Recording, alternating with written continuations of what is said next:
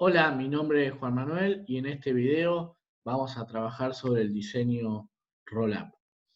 Básicamente vamos a abordar el diseño de la base de datos relacional en función de las preguntas de usuario que queremos resolver con nuestro Data Warehouse y la elección de algunos de los tres esquemas de base de datos eh, relacional de tipo Rollup que vamos a elegir, ya sea un diseño en estrella, en copo de nieve o constelación. Hasta ahora, cuando diseñamos una base de datos relacional, partimos o trabajamos con tres etapas bien marcadas, ¿sí?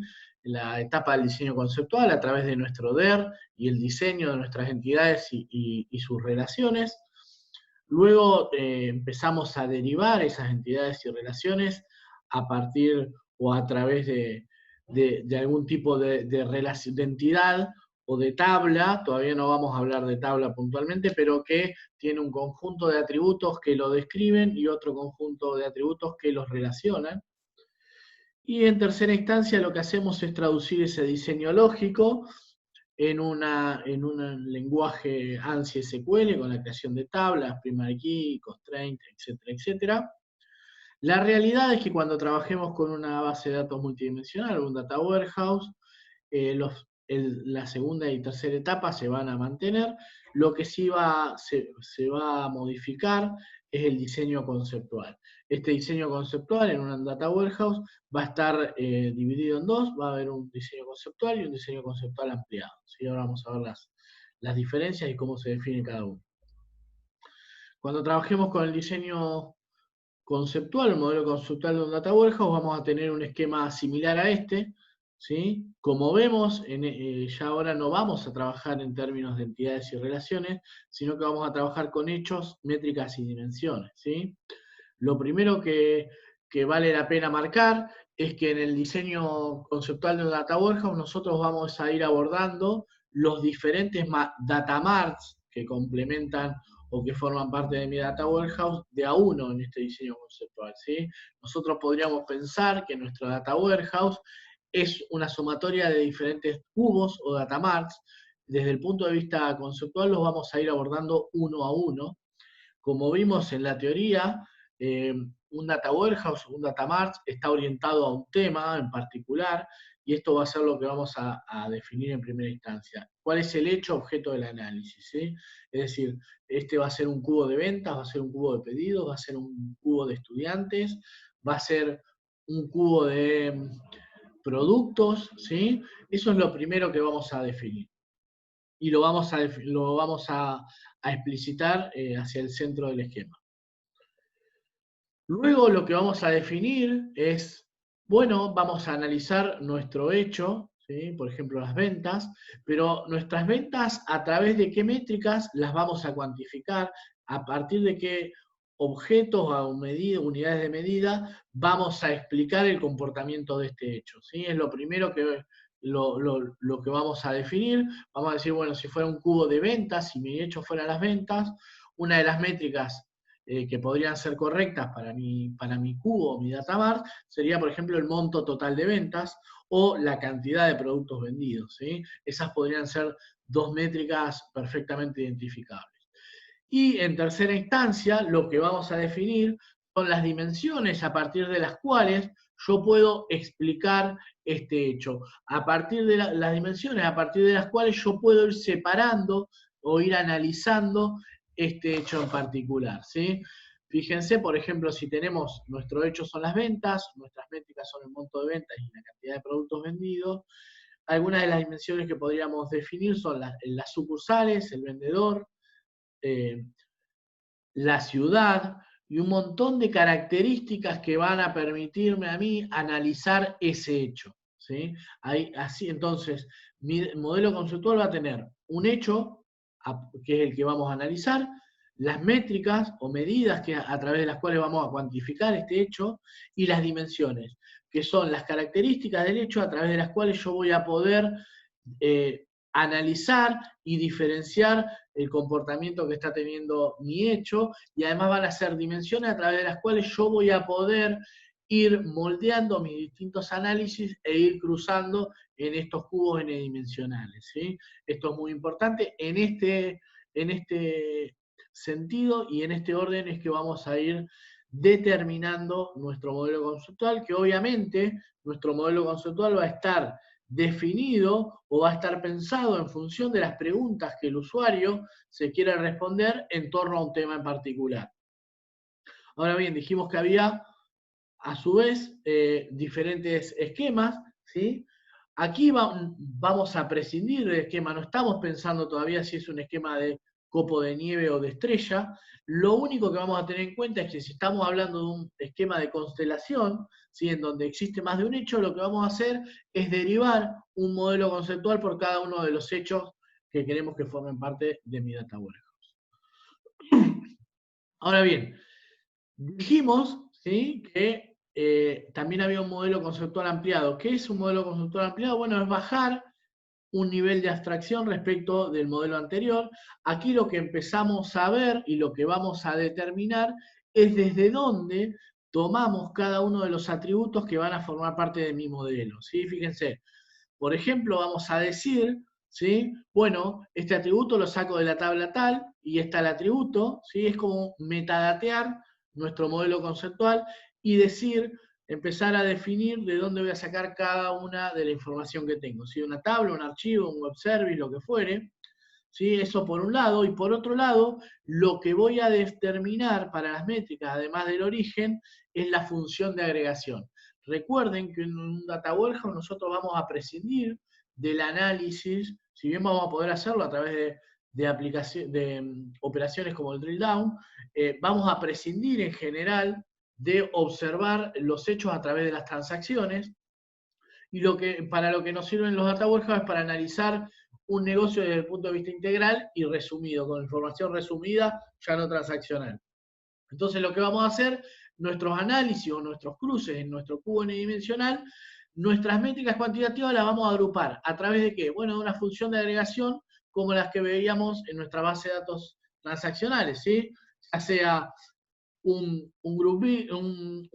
suma, un count, un promedio, ¿sí? Pensemos este tipo de consultas como si fueran agrupaciones a partir de nuestras dimensiones, y las métricas serían funciones de agregación que aplicamos sobre nuestros atributos que cuantifican nuestro hecho, ¿sí? Entonces, nuestro modelo conceptual ampliado no es ni más ni menos que un modelo conceptual en el cual yo voy a empezar a definir, por un lado, de dónde saco los datos que van a formar parte de mi data warehouse y qué funciones de agregación voy a aplicar a mis métricas. Fíjense que esto es importante porque empezamos de a poco a meternos y a pensar en las características que va a tener mi proceso ETL, puesto que ya empiezo a ver cuál es la estructura que va a tener mi base de datos transaccional que sostenga a mi data warehouse, y también empiezo a ver desde dónde voy a sacar la información que nutra este data warehouse. De esta manera, entre el origen y el destino, tenemos el proceso ETL que va a consumir los datos desde los orígenes de datos y los va a almacenar en mi base de datos del data warehouse. Ahora bien, vayamos a un ejemplo. Supongamos que tenemos que diseñar un modelo conceptual y un modelo conceptual ampliado que permita responder a dos preguntas. ¿Cuántas unidades del artículo N se pidieron en el último mes? ¿Y en qué meses el cliente C pidió más artículos S? ¿Sí? Lo primero que debemos definir, en función de lo que vemos en esta diapositiva, es cuál es el hecho, ¿sí? ¿Cuál es el hecho de este datamart? ¿Cuál es la unidad o cuál es el objeto que vamos a analizar a partir de mi cubo? Bueno, podríamos pensar que los hechos que vamos a analizar a partir de mi cubo son los pedidos. Fíjense que una cuestión que se trata en las dos preguntas es la cantidad de pedidos, ¿sí? Entonces podríamos suponer que mi hecho son los pedidos. Ahora bien, ¿cómo voy a cuantificar mis pedidos? Lo segundo que tengo que definir es cuáles métricas va a tener mi cubo. Bueno, ¿cuáles son las cuantificaciones que quiero hacer de mis pedidos? Fíjense, cantidad de unidades pareciera que fuera la constante en las dos preguntas, ¿sí? ¿Cuántas unidades del artículo N se pidió en el último mes? en qué meses se pidieron más artículos. Entonces, unidades pedidas podría ser la métrica, ¿sí?, de mi modelo conceptual. Ahora bien, ¿cuáles son las dimensiones a través de las cuales yo necesito agrupar este hecho para responder las preguntas? Bueno, eso sale desde las propias preguntas. Fíjense, ¿cuántas unidades de artículo N? ¿Sí? Entonces yo tengo que separar esas unidades en los artículos. Entonces la primera dimensión que voy a tener son mis artículos. Se pidieron el último mes. Bueno, para saber en qué meses se pidieron, necesito una dimensión del tipo fecha o del tipo mes, por lo menos, ¿sí? La idea acá es generalizar y tener una dimensión que sea fecha. Después veremos qué atributos le ponemos adentro a esa dimensión para que sea lo suficientemente explicativo. Y en el segundo mes, en la segunda pregunta, surge una nueva dimensión, ¿sí? El cliente, ¿en qué meses el cliente se pidió más artículos? Para saber cuáles son los meses en que el cliente se pidió los artículos, yo voy a tener que cortar a ese cubo también a través de la dimensión clientes. Fíjense, aquí está el modelo conceptual que responde a esas dos preguntas de usuario. Si ahora vayamos o pensemos el modelo conceptual ampliado, ¿desde dónde yo voy a sacar esas unidades pedidas?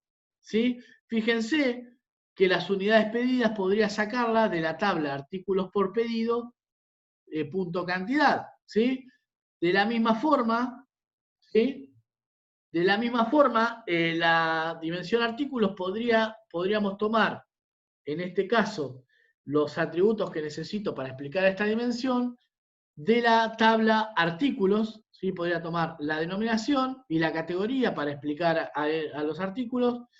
La fecha podría tomarla de los pedidos, ¿sí? Aquí no está, pero bueno, habría una fecha para cada pedido.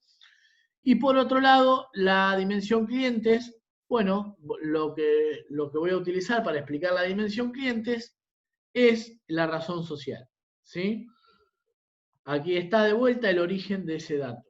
Otra cosa que voy a definir, que voy a tener que definir, es la función de agregación que yo le aplico a cada una de mis métricas. Aquí tengo una única métrica, como quiero ver cuál es la cantidad de artículos o de unidades pedidas, la única forma o la forma de ir agrupando las unidades pedidas a través de esas dimensiones es ir sumándolas. Entonces, ¿qué le voy a aplicar? Un sum. Bueno, hasta aquí el modelo conceptual. Ahora vamos a ver, por último, cómo derivar ese modelo conceptual en un modelo lógico, y luego ese modelo lógico va a ser traducido a un modelo físico de la misma manera que lo hacemos en las bases de datos transaccionales. Bien, ¿cómo diseñamos nuestro modelo lógico? Bueno, vamos a tener una tabla de hechos, ¿sí?, que va a estar conformada por una foreign key a cada una de las tablas de dimensiones, ¿sí? Y esa tabla de hechos va a tener además las métricas, ¿sí? Los atributos que representan a mis métricas. Entonces, la tabla de hechos va a tener un montón de foreign key más las métricas. Aquí, en esta etapa del diseño, ahora sí, en el modelo lógico, vamos a decidir, vamos a tomar una decisión de diseño, vamos a pensar o vamos a determinar si nuestro modelo de Data Warehouse va a tener un esquema de copo de nieve o un esquema de estrella, ¿sí? ¿Esto cómo lo vamos a determinar? Bueno, mis dimensiones van a tener jerarquías, van a estar normalizadas mis dimensiones. Si yo decido que sí, voy a derivar mi modelo conceptual en un modelo lógico con jerarquías, ¿sí? Donde, por ejemplo, la fecha va a tener una ID de mes, o podría tener una ID de año, y esto separado en jerarquías. Y si decido que no va a tener jerarquía y que van a estar las tablas de dimensiones desnormalizadas, entonces estoy decidiendo que voy a tener un esquema de estrella. Y obviamente, como ya avanzamos, o ya comentamos antes, si existen múltiples hechos en mi diseño de Data Warehouse, lo que voy a tener es una constelación, ¿sí?, y lo que va a terminar pasando en el modelo lógico no es ni más ni menos que va a haber hechos que compartan alguna o algunas dimensiones, ¿sí? Fíjense, en este ejemplo, yo tomé una decisión de diseño de dejar desnormalizadas, ¿sí?, las dimensiones. Entonces voy a tener un esquema de estrella donde tenemos una tabla de hechos que es pedidos-h. Esta es una nomenclatura que se usa para diferenciar las tablas que son de hechos de las que son de dimensiones, con un ID, ¿sí?, con una foreign key a cada una de las tablas que representan las dimensiones, más un atributo que es a partir del cual yo voy a cuantificar estos pedidos. Esta cantidad vendida representa las cantidades de unidades del modelo conceptual anterior. Y fíjense, en cada una de las tablas de dimensiones, lo que yo voy a tener es el ID que me vincule a la dimensión con el hecho y además los atributos que representen a esa dimensión, ¿sí?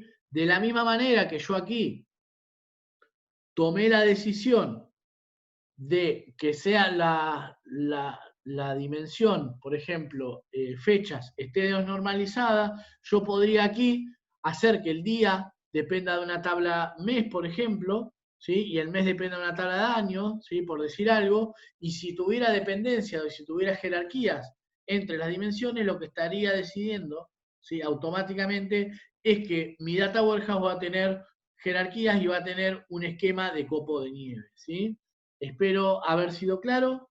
Hasta aquí la presentación sobre diseño conceptual, diseño lógico y diseño físico de un data warehouse bajo un esquema roll-up. Muchas gracias.